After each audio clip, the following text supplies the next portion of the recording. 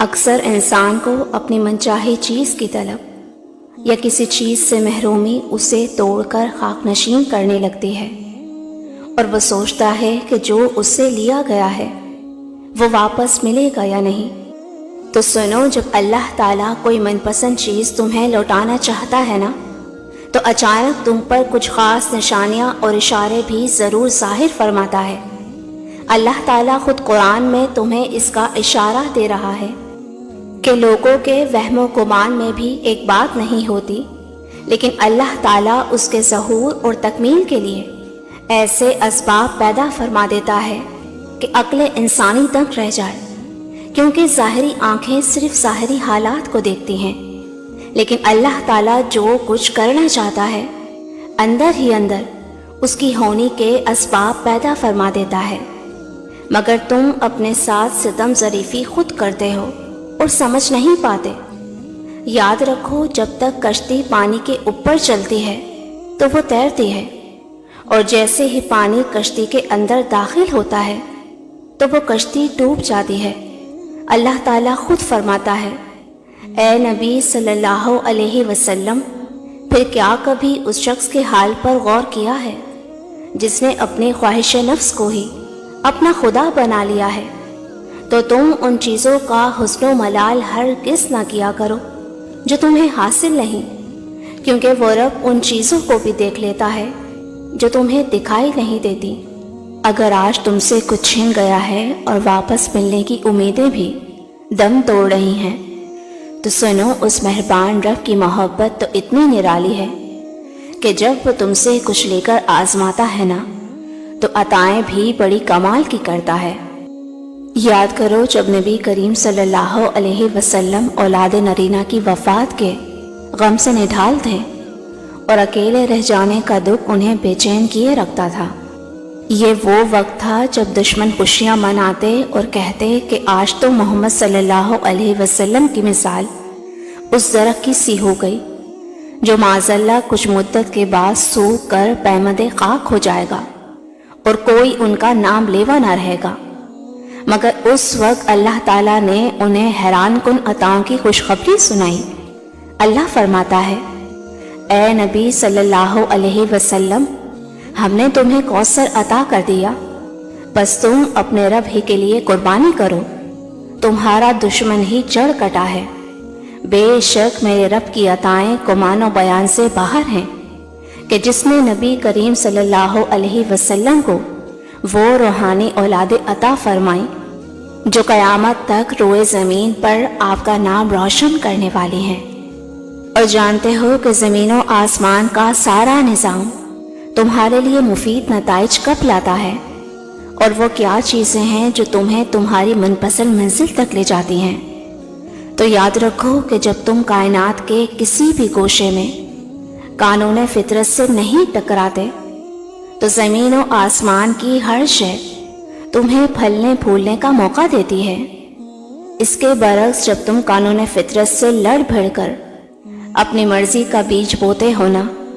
تو جان رکھو کہ وہ درخت کتنا ہی تناور کیوں نہ ہو جائے، حالات کے بدلتے ہی حوادث کا ایک جھٹکا اس کو جڑ سے اکھاڑ پھینکتا ہے۔ تو اگر تم یہ سوچ رہے ہو کہ تم سے تمہاری پسندیدہ چیز کیوں لے لی گئی، تو یاد رکھو کہ جس طرح پانی کی یہ حقیقت نہیں کہ وہ کوئی نقش قبول کر سکے، اور نہ ہی ریت کی یہ حقیقت ہے کہ وہ مضبوط تعمیر کی بنیاد بن سکے، بالکل اسی طرح سچائی اور حقیقت کو نظر انداز کر کے اگر تم باطل اور بیجا امید پر اپنے عمل کی بنیاد رکھو گے نا، تو اسے ناکام ہی پاؤ گے۔ جان لو کہ جو فکر و عمل کی صحیح راہ کو نہیں پاتے، ان کا کوئی تیر نشانے پر نہیں بیٹھتا۔ اللہ تعالیٰ خود تم سے فرما رہا ہے کہ وہی تو ہے جس نے مومنوں کے دل ایک دوسرے کے ساتھ جوڑ دیے۔ تم روئے زمین کی ساری دولت بھی خرچ کر ڈالتے تو ان کے دل نہ جڑ سکتے تھے، مگر وہ اللہ ہی ہے جس نے ان لوگوں کے دل جوڑ دیے۔ وہ بڑا زبردست اور دانا ہے۔ اور جانتے ہو کہ وہ کون سے 3 خاص اشارے ہیں جو ظاہر کرتے ہیں کہ جو تم سے لیا گیا ہے وہ واپس ملے گا یا نہیں۔ تو سنو، جب تم ناامیدی کے 1000 اسباب ہونے کے بعد بھی امید اور اس کا دیا بجھنے نہیں دیتے اور اسباب کے تمام سوالیہ نشانوں کو توکل اور یقین کے جوابوں سے پر کرنا شروع کر دیتے ہو، تو پھر وہ مہربان اپنے کن کی عطاؤں سے تمہیں ڈھانپ لیتا ہے۔ یاد رکھو، آگ جلا نہیں سکتی، سمندر ڈبو نہیں سکتا اور چاند ٹکڑے ٹکڑے ہو جاتا ہے، اور یہی عمر یقین کہلاتا ہے۔ تمہاری کھوئی ہوئی چیز واپس ملنے کا ایک خاص اشارہ یہ بھی ہے کہ جب تم انتہائی غیر یقینی کی حالت میں بھی اس سے مانگنا نہیں چھوڑتے، تو جانتے ہو کہ اللہ فرشتوں کو بلا کر کہتا ہے کہ دیکھو میرا یہ بندہ بن دیکھے مجھ پر کتنا مان رکھتا ہے۔ وہ رب جو تمہارے دل کی ہر انکہی بات کو جانتا ہے، لیکن وہ اپنے فرشتوں سے پوچھتا ہے کہ اپنے بندے کی عظمت کو جان لے، تو فرشتے اللہ تعالیٰ سے کہتے ہیں کہ یہ آپ کی رحمت کا بہت طلبگار ہے